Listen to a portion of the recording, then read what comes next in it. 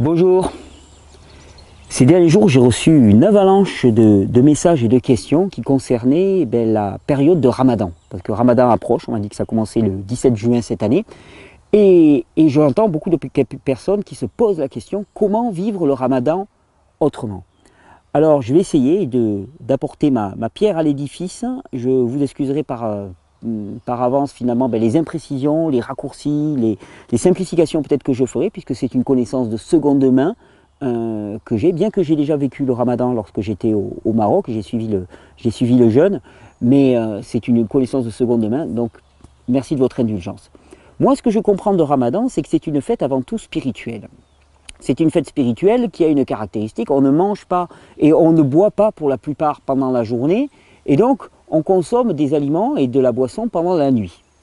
Alors déjà, on va remettre ça sur un plan physiologique. Sur un plan physiologique, la nuit est le plus mauvais moment pour consommer des aliments. Notre corps n'est pas adapté pour ça. Il y a des programmes, il y a des rythmes chronobiologiques dans la journée. Ces rythmes chronobiologiques ne se changent pas comme ça, et ils ne se changent pas à l'échelle de 1 mois. Nous avons des rythmes chronobiologiques. Pendant la journée, il y a un temps de digestion dans lequel l'énergie digestive est maximale entre midi et 17-18 heures. Il y a un temps de digestion et après il y a un temps de nettoyage de l'organisme qui continue, y compris le matin la plupart du temps. Et ça continue toute la nuit. Toute la nuit est un moment de nettoyage dans l'organisme. Si on vient manger à ce moment-là, on complique tout. Et surtout on mange à un moment où tous les mécanismes métaboliques du corps ne sont pas adaptés pour la digestion. C'est-à-dire qu'il y a des hormones, par exemple, comme le cortisol ou comme l'insuline, qui subissent des rythmes sur la journée. Pendant la nuit, ils sont à leur minimum. Ils ne sont pas adaptés pour permettre une bonne digestion. De la même manière, au petit matin, quand on fait le dernier repas, à ce moment-là, c'est le moment où la digestion, les processus digestifs sont le plus limités dans l'organisme. Donc, manger la nuit, c'est pas vraiment adapté. Sauf qu'on ne mange pas le jour et on ne s'hydrate pas le jour. Donc il va falloir trouver un compromis.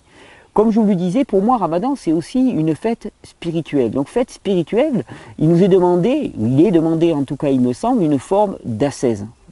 Cette ascèse, d'ailleurs, moi j'y avais goûté quand j'étais au Maroc.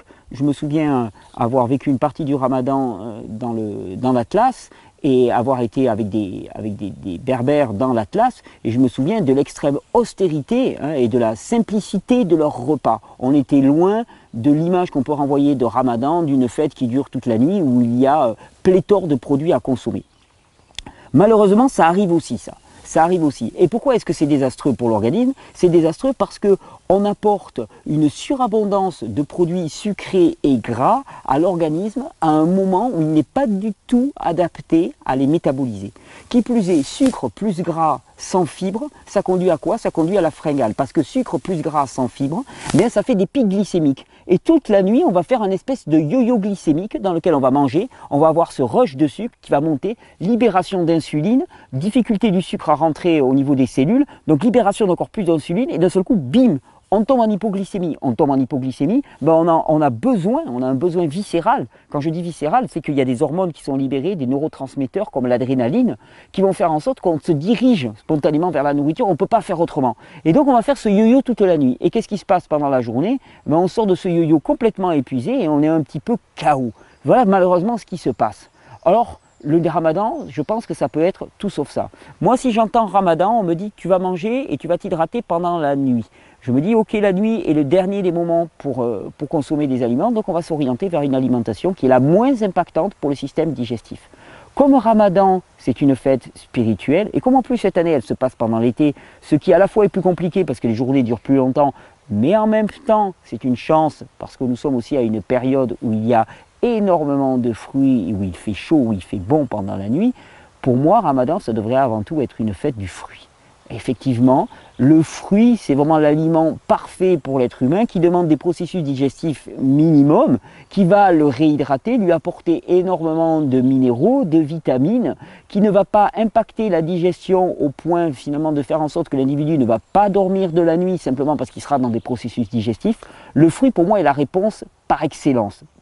Et quand je parle de fruits, je pense à des fruits juteux particulièrement, parce que je sais qu'il est souvent, il est assez régulier finalement de rompre le jeûne du Ramadan en mangeant des dattes. Le problème, c'est que si on n'a pas mangé de la journée, les dattes, ce sont des fruits secs, des fruits fabuleux, mais des fruits secs qui ne contiennent pas d'eau et qui, je pense, sont complètement inadaptés pour apporter les fluides dont le corps manque terriblement pendant la journée.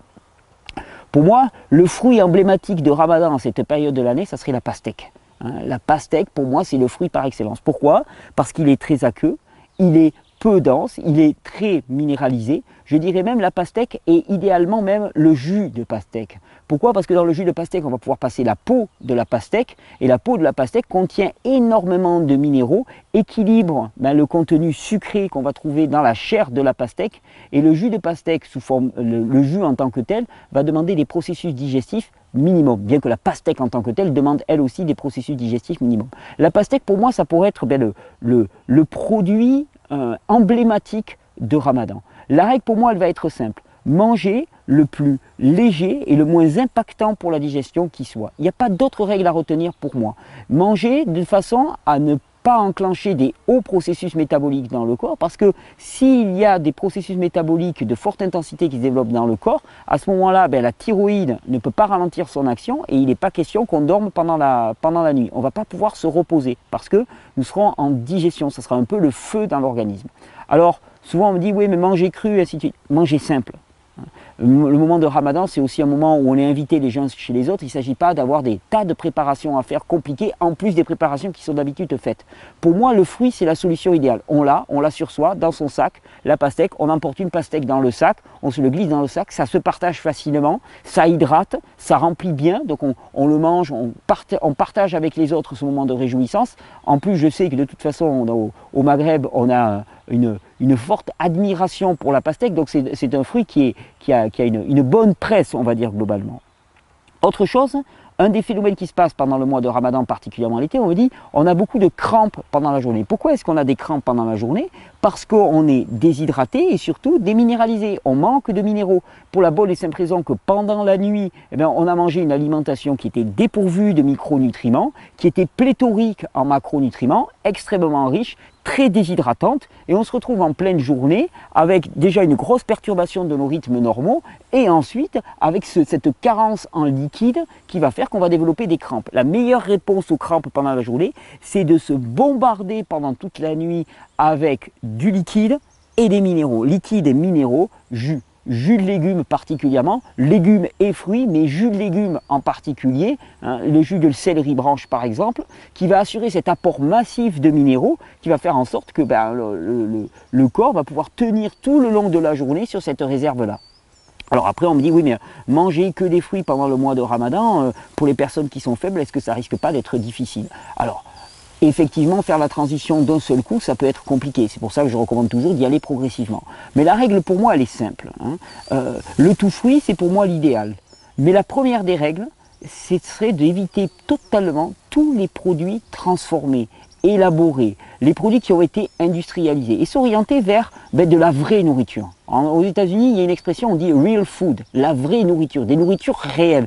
Qu'est-ce que c'est une nourriture réelle? C'est des aliments bruts, non transformés, non pas élaborés par des tas de processus industriels, mais des aliments tels que la nature nous les offre, tels que Dieu nous les offre. Puisqu'on parle de Ramadan et puisqu'on parle de spiritualité, c'est exactement ça. Les aliments tels qu'ils poussent, tels qu'ils ont été voulus, c'est-à-dire des aliments non transformés, qu'on va cuire ou pas, peu importe, la seule différence étant le contenu en micronutriments, mais des aliments qui n'ont pas été élaborés, conservés pendant longtemps, qui n'ont pas reçu énormément de pesticides, énormément de conservateurs, et c'est la chance absolue de faire l'expérience des conditions qui peuvent ramener le corps à un état de pleine santé. Parce que c'est de ça qu'il s'agit. On passe son temps à essayer de chercher les conditions de la pleine santé, on a oublié qu'il s'agissait simplement de répondre aux besoins du corps avec l'alimentation telle qu'elle a été prévue pour nous.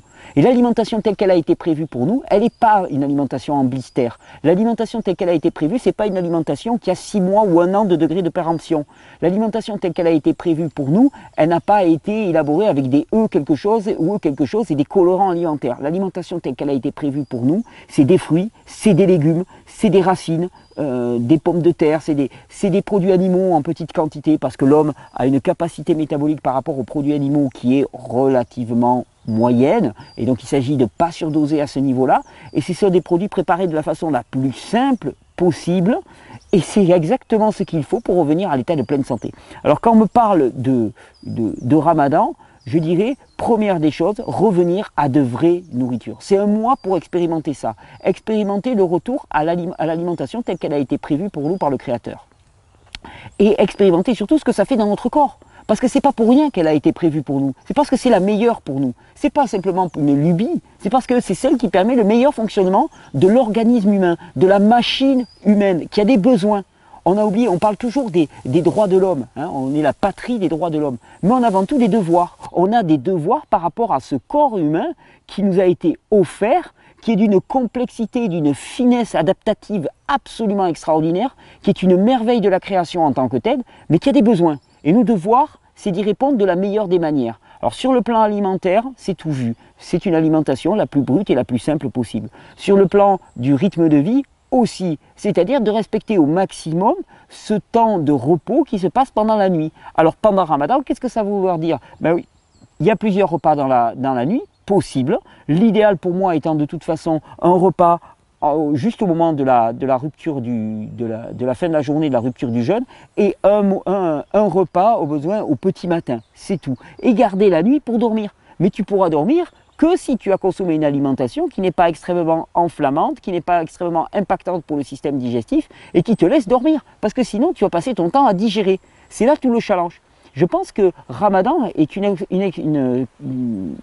un moment exceptionnel pour venir expérimenter les conditions normales de développement de l'individu, telles qu'elles ont été prévues, et voir comment ça fonctionne un corps quand ça fonctionne bien tel que le plan l'a prévu.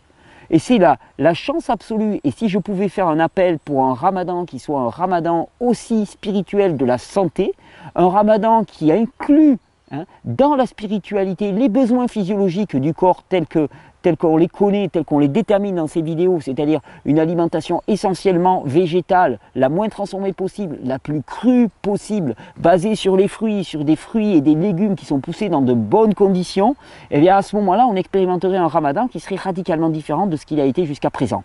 C'est peut-être le temps de faire une rupture. Vous vous souvenez peut-être de vos ramadans passés, pour ceux qui vont le pratiquer, vous vous souvenez peut-être de vos ramadans passés, ben, si vous faisiez l'expérience d'un nouveau ramadan, d'une nouvelle relation finalement à votre corps. Et le corps, on dit bien, c'est le temple de l'âme. Donc le corps est une entité spirituelle en tant que telle. Le corps demande à être respecté. Et il y a pour moi une expérience spirituelle totale dans le fait de répondre aux besoins physiologiques du corps avec une alimentation adaptée.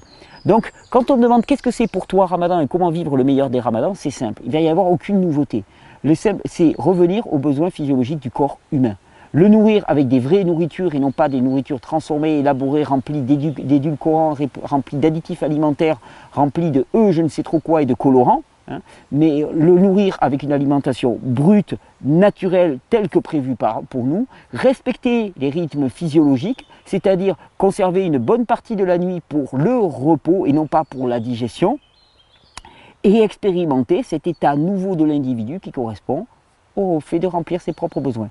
Alors je vous souhaite un bon Ramadan, ça va être pendant la période d'été, donc les fruits abondent. Je pense que c'est la chance de faire une nouvelle expérience.